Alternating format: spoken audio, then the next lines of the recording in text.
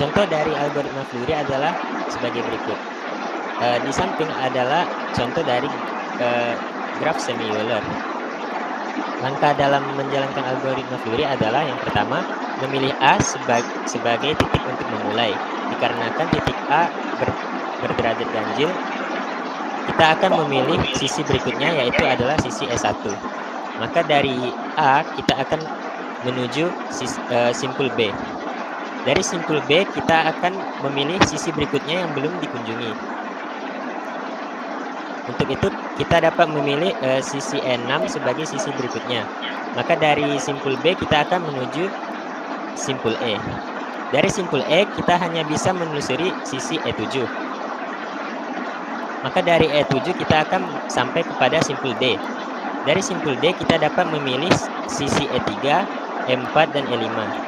Dari sini kita pilih saja E5 sebagai sisi berikutnya.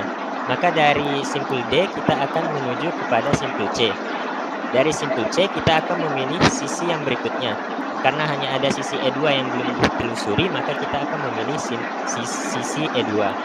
Maka dari simpul C kita akan sampai kepada simpul A.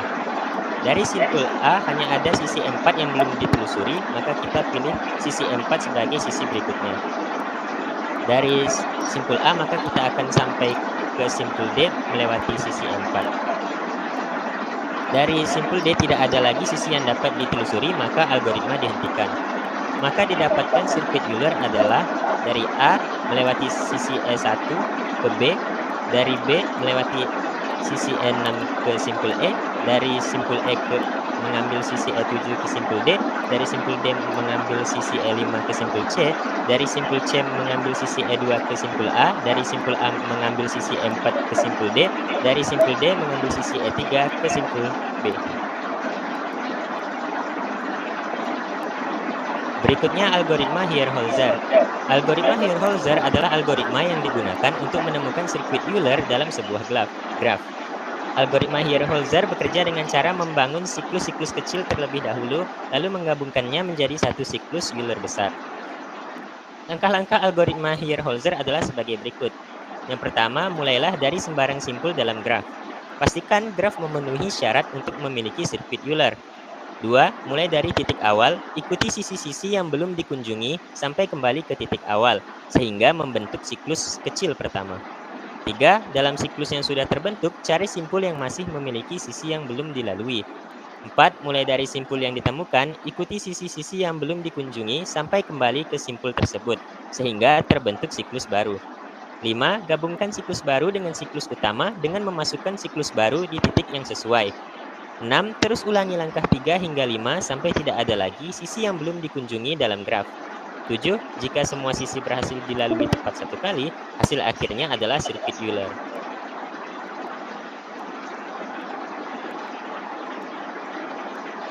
Contoh penerapan algoritma Hierholzer dalam graf berikut. Yang pertama, kita akan memilih simpul A untuk memulai. Dari simpul A, kita akan memilih sisi yang belum dikunjungi. Di sini kita bisa memilih sisi E1 dan E2. Maka kita pilih saja sisi E1 sebagai sisi berikutnya. Dari A, kita akan menuju kepada simpul C. Dari simpul C, kita dapat memilih sisi E3 dan E4 dan E5. Dari sini kita pilih saja sisi E3 sebagai sisi berikutnya. Dari simpul C, kita akan menuju kepada simpul D. Dari simpul D kita hanya bisa memilih sisi E2 yang belum ditelusuri. Maka dari simpul D kita akan sampai lagi ke simpul A. Nah, dikarenakan dari A menuju C, lalu C menuju D, dan D menuju A membentuk siklus, maka kita mendapatkan siklus pertama. Selanjutnya kita akan mencari siklus berikutnya dari simpul yang masih memiliki sisi yang belum dilewati, yakni simpul C. Dari simpul C kita dapat memilih sisi E4 dan E5 yang belum dikunjungi. Maka kita pilih saja sisi E4 sebagai sisi berikutnya. Dari simpul C kita akan sampai ke simpul B. Dari simpul B kita hanya bisa memilih sisi E6. Maka kita pilih sisi E6 dan berpindah ke simpul E. Dari simpul E kita hanya bisa memilih sisi E5 sehingga kita akan menuju kembali ke titik C, di mana ini akan membentuk siklus yang kedua. Dan juga semua sisi telah dilewati, sehingga kita tinggal menggabungkan kedua siklus untuk mendapatkan sirkuit Euler. Maka sirkuit Euler untuk graf di samping adalah dari A, E1 ke C, Dari C, E4 ke B, dari B, E6 ke E, dari E, E5 ke C, E3 ke D, dan D, E2 ke A.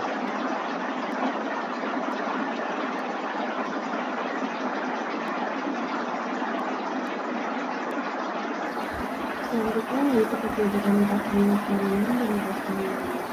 Perbedaan dasarnya yaitu graf Taylorian perkembangannya adalah cepat dan bisa sekali saja. Jadi tujuan kita adalah menuntut definisi apakah tiap sisi dilalui lebih dari satu kali atau tidak. Sedangkan graf Hamiltonian perkembangannya adalah melewati setiap simpul sekali saja. Setiap simpul harus dilalui hanya sekali dalam siklus tanpa memperhatikan beberapa kali setiap sisi yang digunakan.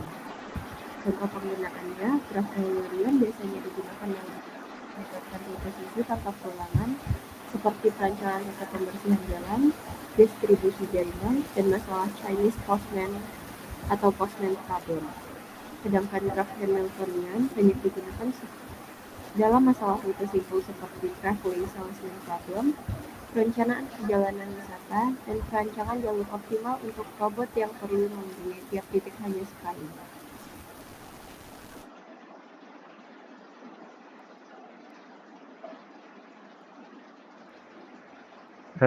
Selanjutnya, studi kasus masalah jembatan Königsberg.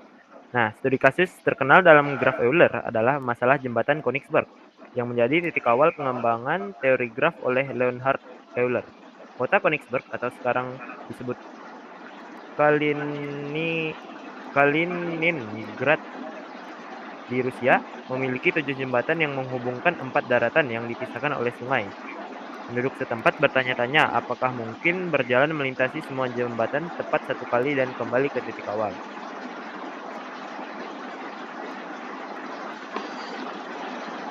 Pemodelan dengan graf dan solusi oleh Euler.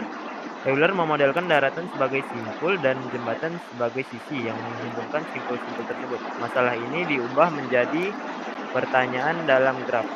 Apakah ada sirkuit Euler yang melintasi setiap sisi tepat satu kali? Euler membuktikan bahwa tidak mungkin menyelesaikan masalah ini karena tidak memenuhi syarat-syarat graf Eulerian.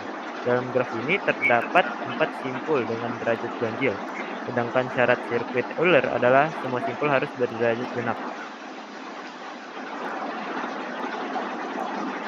Nah, signifikansi dalam teori graf ini, penyelesaian masalah ini oleh Euler menjadi dasar pengembangan teori graf dan memberikan kriteria penting untuk menentukan apakah suatu graf memiliki sirkuit atau jalur Eulerian. Nah, dari relevansi untuk saat ini, meskipun masalah ini tidak memiliki solusi, pendekatan Euler telah digunakan untuk memecahkan masalah rute di bidang lain. Sebagai contoh, pemecahan masalah rute kendaraan dan perencanaan jaringan telah dioptimalkan menggunakan prinsip-prinsip yang dikembangkan dari studi kasus ini. Jadi meskipun masih belum terpecahkan masalah yang disebutkan, tapi setidaknya untuk beberapa masalah dapat dipecahkan dengan pendekatan Euler.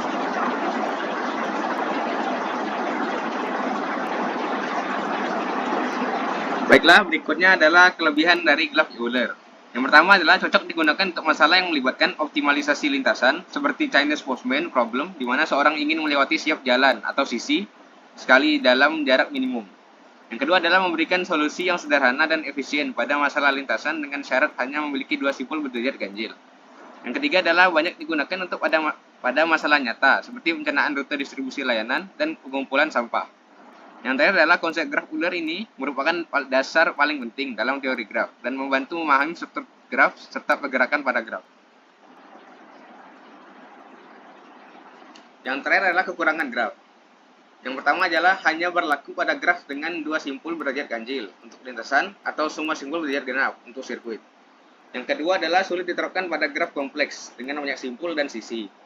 Yang ketiga hanya memastikan tiap sisi dilewati sekali tanpa memastikan rute tersebut merupakan rute terpendek atau tidak. Yang terakhir adalah memiliki keterbatasan pada graf dengan sisi berarah yang kompleks. Sekian dari kelompok kami. Bila ada kekurangan, mohon dimaafkan. Assalamualaikum warahmatullahi wabarakatuh.